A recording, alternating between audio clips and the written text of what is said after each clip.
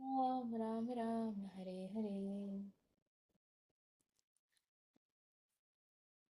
So we are reading from the book Teachings of Lord Chaitanya, and today we are going to start our 13th chapter, Devotional Service in Attachment. So the previous chapter was about devotional service.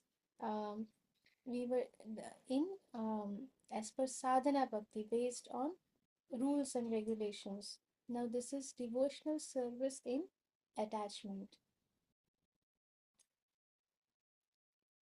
Next, Lord Sri Chaitanya Mahaprabhu said to Sri Sanatan Goswami, thus far I have explained devotional service according to regulative principles.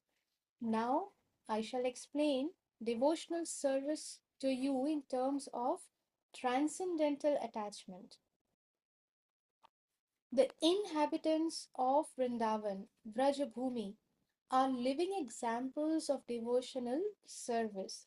Now, here, when Mahaprabhu is saying inhabitants of Vrindavan or Vrajabhumi, they are living examples of devotional service, Mahaprabhu is specifically meaning Nanda Maharaj, Yashoda Maya, and all the residents of Vrajabhumi or Vrindavan at that time.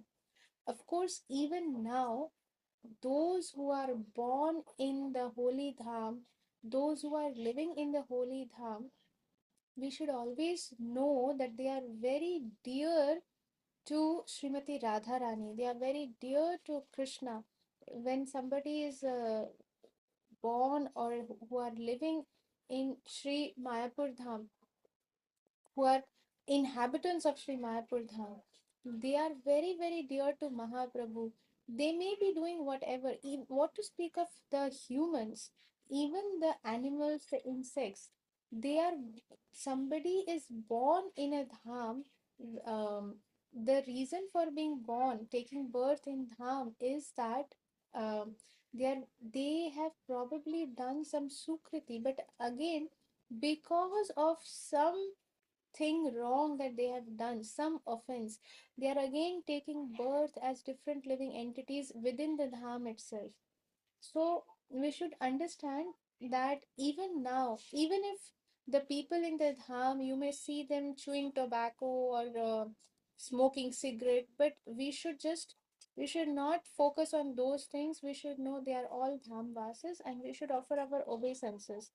We should never start judging them because then we get into dham aparad. So we have to be careful about our thoughts. We have to be careful about our own actions and not judge somebody. But that does not mean that we will go and we will start speaking to them. We will say that, okay, what are your opinion about Mahaprabhu? And then they will start saying something. So we should not do that. But at the same time, we should give our full respect, knowing that they are Dham Vasis and they are very, very dear to the Supreme Lord. But here, Mahaprabhu, when he's saying inhabitants of Vrindavan or Vrajabhumi, Mahaprabhu is specifically meaning the Vrajavasis during that time. Nanda Baba, Yashoda Maya, and all the Gopas and all the Gopis and all the cows and all the peacocks and all the deers and everyone, all the plants and trees and every Vrajavasi who were there at that time, they are living examples of devotional service in attachment. Theirs is ideal devotional service with attachment, and such devotion cannot be found anywhere except Vrindavan. Developing devotional service and attachment by following in the footsteps of Brajvasis, those Brajvasis, is called Rag Marga Bhakti or devotional service in pursuance of attachment to the Lord. According to the Bhakti Rasamrita Sindhu, Bhakti Rasamrita Sindhu is a book which is written, which is composed or compiled by Sri Rupa Goswami based on the instructions given by Lord Sri Chaitanya Mahaprabhu directly to Sri Rupa Goswami. And Mahaprabhu specifically gave these instructions to Sri Rupa Goswami so that Srila Rupa Goswami can put them down in this book, and that book is Bhakti Rasamrita Sindhu. So according to Bhakti Rasamrita Sindhu 1.2.272, the ecstatic attachment for the Supreme Lord experienced in the course of devotional service that is natural for a devotee is called rag. What is rag? Rag means, in Bengali also there is a word called rag, and in Bengali it means anger. But here in Sanskrit, rag is not that anger. Rag is the transcendental attachment, the transcendental mood, the feeling of the devotee towards Krishna. So, the ecstatic attachment for the Lord experienced in the course of devotional service that is natural for the devotee is called rag or transcendental attachment. The devotional service discharged with such deep attachment and with consequent deep absorption in the object of love. What is the object of love? Object of love is Krishna. So there is deep absorption. When we are serving, then nothing in the whole world, there could be bombs falling. As we discussed the other day, I was narrating that incident, that bombs are falling, bombs are being thrown on, and Srila Prabhupada was very much present there in Kolkata when this was happening, and everybody was calling him out that come, we have to leave from here. But Srila Prabhupada was deeply absorbed in making puris for Krishna, because Srila Prabhupada said that everywhere Krishna is there. These bombs, if they come as death, then it is Krishna for me. Krishna is coming. Why should I run from here? Therefore, let me make puris. Let me welcome Krishna nicely. He was completely absorbed in Krishna. So that is Ragatmika, Raganuga, Rag Marg Bhakti. So, and Srila Prabhupada is very much this Vrajvasi. He is really an inhabitant of Vrindavan, just like Mother Yashoda, just like Nanda Baba, just like the gopis, just like the sakhas. There is no difference. Srila Prabhupada is the inhabitant of Sri Vrindavan Dham. So the devotional service discharged with such attachment and with consequent deep absorption in the object of love is called ragatmika. Examples of such devotional service can be seen in the activities of the residents of Vrajabhumi. When Krishna leaves Vrindavan, the gopis, they are going mad in ecstatic separation. Everything is transcendental in the spiritual world. They are going mad in the separation from Krishna, and therefore they start remembering the various pastimes of Krishna, how Krishna stands, how Krishna walks, how Krishna speaks, how Krishna smiles, how Krishna laughs, or when if Krishna is um, if he wants to show some dissatisfaction, how does he do? How does he play the flute? So they started enacting Krishna, and they were so absorbed in enacting Krishna that the other gopis could see Krishna in the other gopis. Whoever is enacting Krishna, the other gopis could see only Krishna. They could not see the gopi. They could not see that this is one of our friends. They started seeing Krishna and they started fainting that, oh, Krishna is back, Krishna is back. So out of ecstatic um, happiness, they are fainting. Again, when they are getting up and when they are seeing that Krishna is not there, again they are fainting in ecstatic separation. That feeling of extreme separation, viraha. So that is, so the activities of Vrajavasis, or the activities of the residents of Vrajabhumi should never be imitated, because then if somebody tries to imitate, they are sahajiyas. They just try to imitate, but there is no actual love. So we should never try to imitate, and we are not even close. We are supposed to do Krishna consciousness bhakti as per regulation, as per the regulative principles, because we have not yet developed, or our dormant love for Krishna is not fully blossomed yet. It will blossom at some point. There is no doubt in that if we are sincere in this path. But as of now, we should not think that we have become some great devotee. We are also like Vrajavasis. Oh, when I see my deities, I also feel so much love and ecstatic love. No, the moment my health is not fine, then I forget everything and I'm sleeping. But Vrajavasis, they are awake the whole night, listening to the flute of Krishna, serving Krishna. The next morning they are running because they have to do so much work at home. Their mother-in-laws are waiting. Their sister-in-laws are waiting. So there is no sleep. They can't sleep in separation of Krishna. They can't sleep when they are meeting Krishna. So they are constantly serving.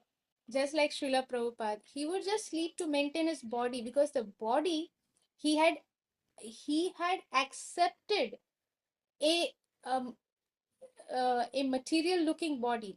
We say no, material body. Ours is material body. But Srila Prabhupada, our bona fide spiritual masters, they do not have a material body. Their body is completely spiritual, transcendental.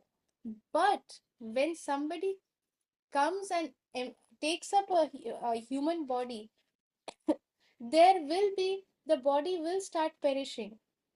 So, Srila Prabhupada, just to maintain the body, he would sleep for 2 hours. But there was no sleep as such. Srila Prabhupada was just constantly serving, writing, speaking, spreading, sharing, everything. What is this? Counseling. Uh, so, Srila Prabhupada was doing all of these things with just 2 hours of sleep in the whole day. So, that is a ragatmika devotee. That is in devotional service and attachment. Nobody has told Srila Prabhupada that you have to do this, you have to do that. No, just one instruction from his spiritual master, and Srila Prabhupada just did everything, all of these things. And here we are, every day we have to be reminded that, this is what we should do, this is what we should not do. Every day we have to be reminded. So we are still on the way, but we should not lose hope, because anybody who is sincere should always be hopeful, because we are completely depending on what, yesterday we discussed this, what does a devotee of Krishna depend upon? Is it their own efforts, or is it the causeless mercy of Lord Krishna? Yes, it is the causeless mercy of Lord Krishna. The devotees put their efforts, put their sincere efforts, put their best efforts, but they are never depending on their own efforts, because we know that by our own efforts, how much can we do? What can we really do or offer to Krishna to please Krishna? Where is Krishna? We are not even, we are nothing. For millions of lifetimes, we actually neglected Krishna, we insulted Krishna. We disrespected Krishna. We did not even look at him.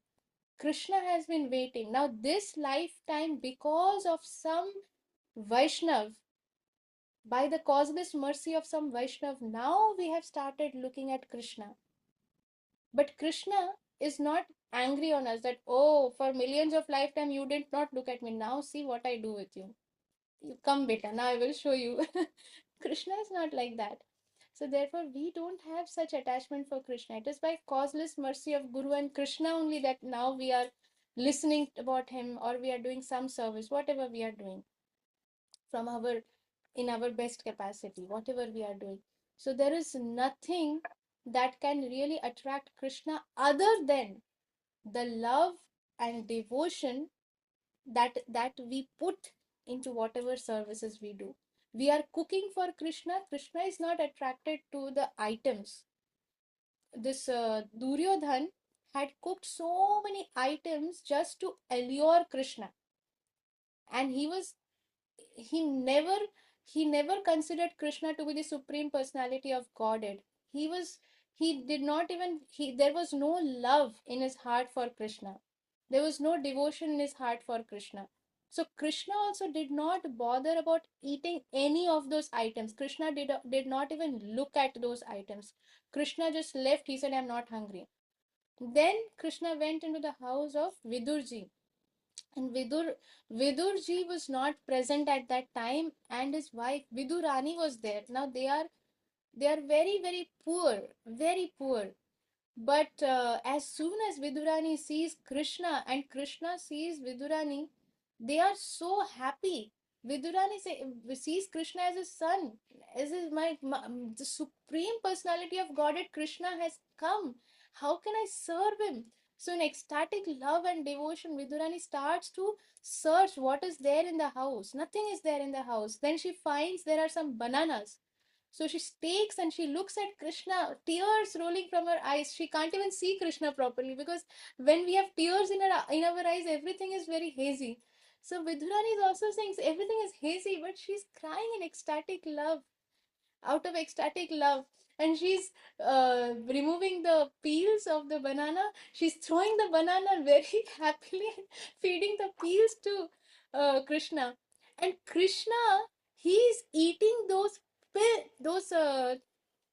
coverings of the banana as if that is the best bhoga somebody has offered to Krishna till today. Nobody can offer what Vidurani has offered because there was so much love and devotion and attachment towards Krishna that Krishna, he says that all the bhoga that my devotees offer are very nice, but what she offered, nobody can match that.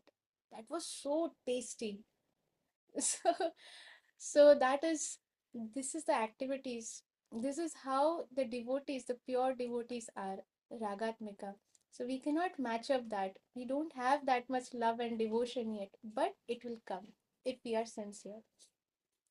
So one who becomes attracted to Krishna by hearing of such attachment, just when we are hearing, oh, these gopis, they were so attached to Krishna.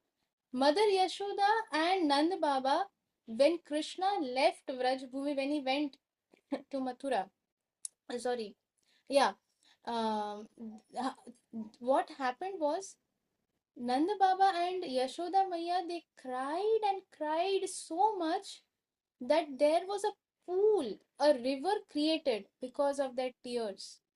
Every day they would cry. They could not believe that Krishna has left. Every day, Mother Yashoda would wake up and think that now I have to wake up my Lala. Every day, the same thing would happen. They could never accept that Krishna has left.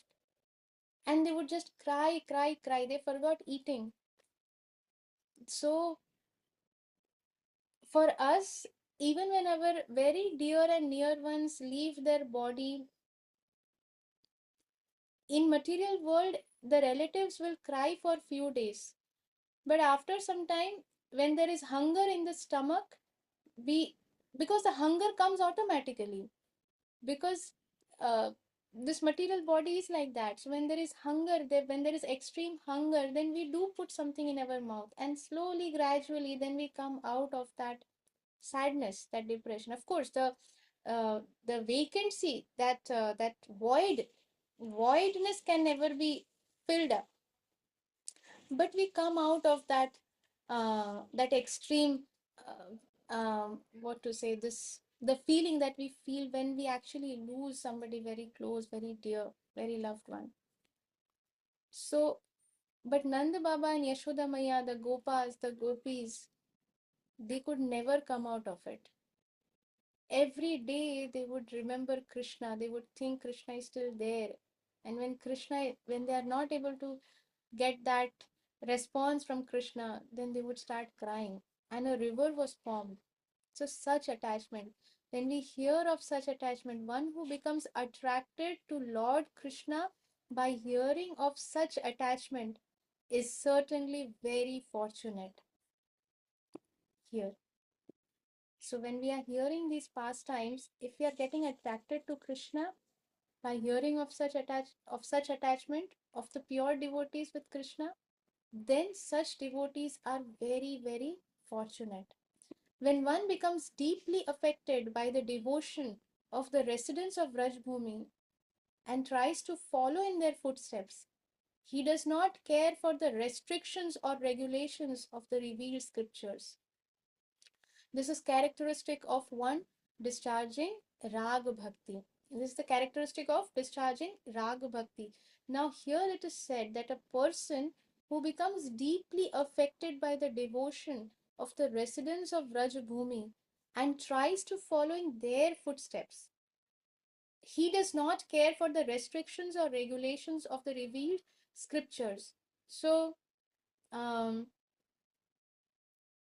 Now, we should not artificially try to do something like that, that, okay, now I don't need to follow the rules and regulations of the scriptures because now I'm in following in the footsteps of the residents of Rajbhumi. We don't even know what their day-to-day activities were. We don't even know the amount of love, the mood, the rasa, the devotion that they had, what they are thinking, their mind. We don't know anything about it. Therefore, we should not artificially try to do this. But such is the characteristic of somebody who is discharging Rag Bhakti. Srila Prabhupada, when he was in Vrindavan, when he was living in Radha Damodar temple, and he had a small room for himself inside the temple, and it's still there. At that time, there was one person who was staying, one devotee who was staying, Babaji Vrindavan devotee, who was staying in the I think in the house next to the temple. And every day at night, 2 o'clock, 2:30, he would hear that somebody is crying very loudly. Somebody is crying very loudly and calling out to someone. So one day he decides that I want to see who is this. Every day at 2:30 he can hear that somebody is brooming and somebody is crying loudly. So one day he wakes up and he comes and he sees that it is our Srila Prabhupada who was crying that loudly. Every day 2:30 Srila Prabhupada would be brooming the entire courtyard of Shri Radha Damodar temple, and he would be crying out helplessly. Crying means crying profusely, crying out for help that, oh Rupa Goswami, oh Srila Sanatan Goswami, if you don't show your mercy on me, then how will I fulfill the instruction of my spiritual master? What strength do I have? Srila Prabhupada is not an ordinary person. He he saw Krishna face to face so many times. Krishna himself came and gave his Kadamba flower garland to Srila Prabhupada. But Srila Prabhupada is not trying to hop, jump over his spiritual master or the previous acharyas and says that, oh, I know Krishna face to face. He is not doing that. And Krishna is crying out for help from Srila Rupa Goswami, Srila Sanatan Goswami, so that he can serve the instructions of his spiritual master. Therefore, we should also pray to our acharyas in helpless mood. We should pray to Srila Bhaktisiddhanta Saraswati Thakur, Srila Gaur Kishore Das Babaji Maharaj, Srila Bhakti Vinod Thakur, Srila Jagannath Das Babaji Maharaj, Srila Haridas Thakur, to all the six Goswamis. We should pray to them helplessly that please accept us. We want to serve our spiritual master. We want to become pure devotees, because without becoming pure, our service will be of no value, because there will be no love, just some external. आज किया, कल कुछ और किया. It will not be steady, it will not be consistent, it will not really be of much use to ourselves or to anybody else. So we should really, really pray helplessly. If we are facing challenges or obstacles in our path to Krishna consciousness,